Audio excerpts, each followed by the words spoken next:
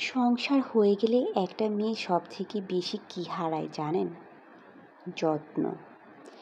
কেউ তাকে ভাত বেড়ে দিবে সেই যত্ন, কেউ তার কথা শুনবে সেই যত্ন, প্রচণ্ড ক্লান্তিতে কেউ তাকে একটু ছুটি দিবে সেই যত্ন। এত সব হারিয়েও মেয়েরা কীরকম সংসার আগলে ধরে জীবন পার করে দেয়। ছুটি নেই, ছাড় নেই, চোখের পানির দাম নেই, তাও সংসার আগলে ধরে থাকতে মেয়েদের কি প্রবল আগ্রহ। এই আগ্রহকে কি যেন বলে, বোকা বোকা একটা নাম আছে এই আগ্রহের, মায়া।